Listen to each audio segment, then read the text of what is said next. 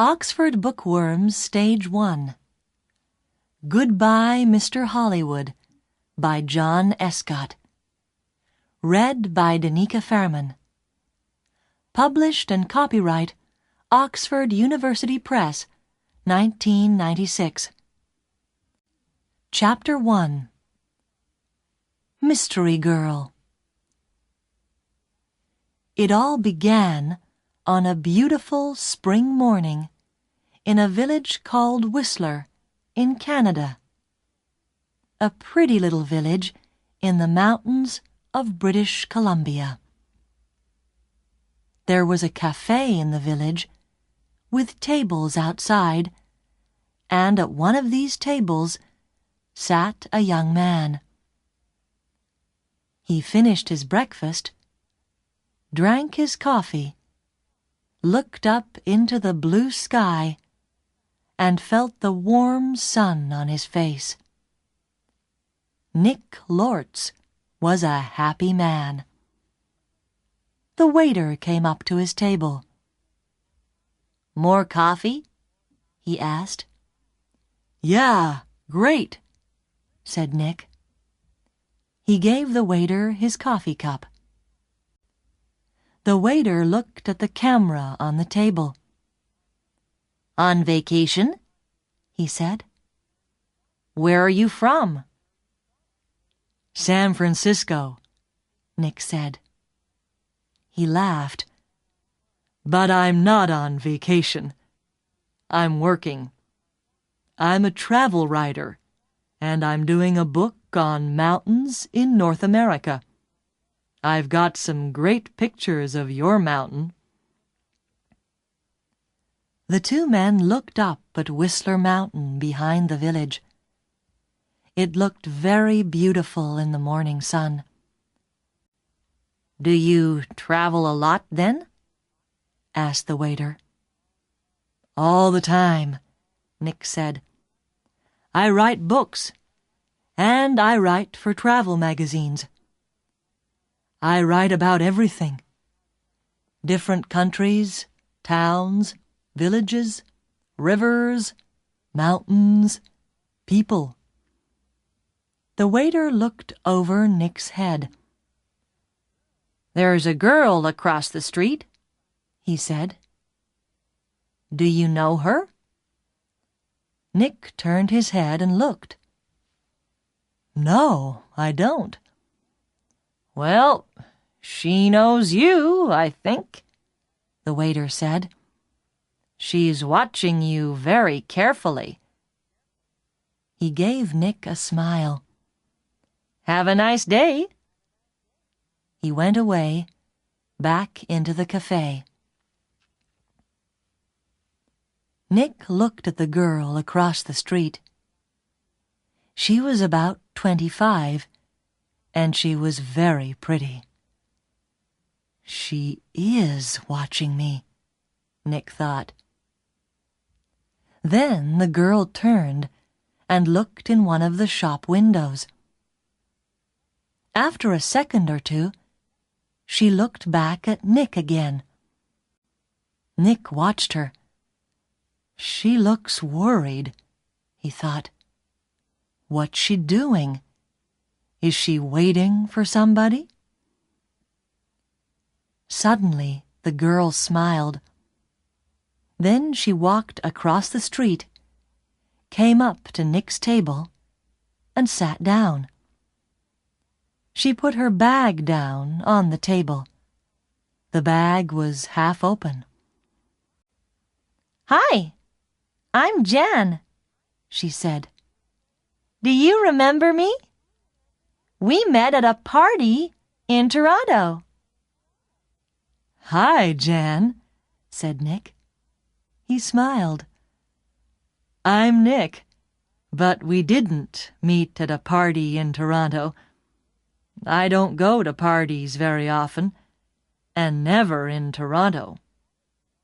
"Oh," the girl said, but she didn't get up or move away. "Have some coffee," said Nick. The story about the party in Toronto wasn't true. but it was a beautiful morning, and she was a pretty girl. Maybe it was a party in Montreal or New York. The girl laughed. Okay, maybe it was. And yes, I'd love some coffee. When she had her coffee, Nick asked, "What are you doing in Whistler? Or do you live here?" Oh, no, she said. I'm just traveling through. And what are you doing here? I'm a travel writer, Nick said, and I'm writing a book about famous mountains. That's interesting, she said. But her face was worried, not interested, and she looked across the road again. A man with very short white hair walked across the road. He was about 60 years old, and he was tall and thin. The girl watched him. "Are you waiting for someone?" asked Nick. No, she said quickly. Then she asked, "Where are you going next, Nick?" "To Vancouver for 3 or 4 days," he said. "When are you going?" she asked. "Later this morning," he said. There was a letter in the top of the girl's half-open bag. Nick could see some of the writing, and he read it because he saw the word Vancouver. "And we can meet at the Empress Hotel, Victoria, Vancouver Island, on Friday afternoon." So she's going to Vancouver too, he thought. Suddenly the girl said, "Do you like movies?" "Movies? Yes, I love movies," he said. "Why?" "I know a man, and he loves movies and going to the cinema," she said slowly. "People call him Mr. Hollywood." She smiled at Nick. "Can I call you Mr. Hollywood too?" Nick laughed. "Okay," he said. "And what can I call you?" She smiled again. "Call me Mystery Girl," she said. "That's a good name for you," said Nick. Just then, the man with white hair came into the cafe. He did not look at Nick or the girl, but he sat at a table near them. He asked the waiter for some breakfast. Then he began to read a magazine. The girl looked at the man, then quickly looked away again. "Do you know him?" Nick asked her. "No," she said. She finished her coffee quickly and got up. "I must go now," she said. Nick stood up too. "Nice to—" he began, but the girl suddenly took his face between her hands and kissed him on the mouth. "Drive carefully, Mr. Hollywood. Goodbye," she said with a big, beautiful smile. Then she turned and walked quickly away. Nick sat down again and watched her. She walked down the road and into a big hotel. Now what, thought Nick, was that all about? The man with white hair watched Nick and waited. After 4 or 5 minutes, Nick finished his coffee, took his books and his camera, and left the cafe.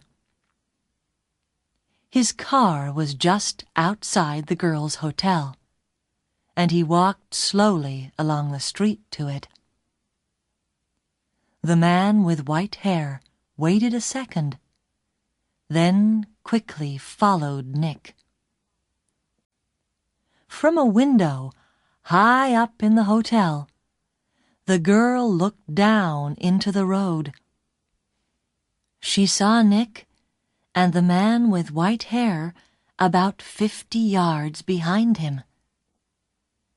Nick got into his car, and the man with white hair walked quickly to a red car across the street. 5 seconds later, Nick drove away in his blue car, and the red car began to follow him. When the girl saw this, she smiled, then went to put some things in her travel bag. Chapter 2. A Hand in the Back. That evening, in his hotel room in Vancouver, Nick could not stop thinking about the girl in the Whistler Cafe. Why did she come and sit with him? She didn't know him, and that story about a party in Toronto wasn't true, and she was worried about something. But what? And that kiss! It was nice, of course, but why did she do it? Maybe she liked my face, Nick thought, or my brown eyes. But I'm not going to see her again, so it doesn't matter. Forget it. He put some money in his pocket and went downstairs to the hotel restaurant. But there were no free tables, so he walked down to Gastown and found a restaurant there. After dinner, he went for a walk. Vancouver was a friendly city, and Nick liked walking through Gastown and Chinatown, looking in the shops and watching the people. It was nearly dark now, and it was a busy time of the evening. There were a lot of cars and a lot of people. After a time, Nick began to walk back to his hotel. He came to a busy street and waited with a small crowd of people to go across. A tall woman in a blue dress stood next to him. She turned and smiled at him. "It's the first warm evening of spring," she said. "It's nice to be out after the long, cold winter." "Yeah," said Nick. "It's great. It's—" Suddenly, there was a hand in his back, and the hand pushed Nick into the road. Nick fell on his face in front of a big, green car. People screamed, but the green car stopped only inches from Nick's head. The woman in the blue dress ran into the road and pulled Nick to his feet. "Are you okay? What happened?" she said. The driver of the green car shouted angrily at Nick, but Nick did not hear him. "Somebody pushed me," he said to the woman. "I didn't fall. Somebody pushed me." "Pushed you?" said the woman. "Who? I didn't see anybody." Nick looked at the faces of the people near him, but he didn't know them. Then he saw a man's back. The man was tall and thin, and had very short white hair. He walked quickly away down the street, and did not look back. "Hey, you!" Nick shouted. "Wait!" But the man did not stop, and he was soon lost in the crowds. "Did he push you?" asked the woman in the blue dress. I don't know," Nick said. "Do you know him?" she asked. "I don't know his name," Nick said. "But I know that short white hair. Now where did I see it before?" The woman began to move away. "I must get home," she said. "Are you okay now?" "Yeah, I'm okay," Nick said. "And thanks. Thanks for your help." "That's okay," the woman smiled. "Be careful now." Back in his hotel, Nick sat on his bed and thought. It was an accident. Nobody pushed me. It was an accident. Nobody wants to kill me. And there are hundreds of men in Vancouver with white hair. It was 1 o'clock in the morning, but Nick couldn't sleep. He listened to the cars in the road, and he looked at the night sky through his hotel room window. Then he sat at the table and tried to write some more of his book about mountains. But he couldn't think about his work. He got back into bed. There were 4 or 5 magazines in the hotel room. They were not very interesting, but Nick sat in bed and opened one, and saw a photo of Mystery Girl. He looked at the picture very carefully. But yes, it was her. Jan, the girl from the Whistler Cafe.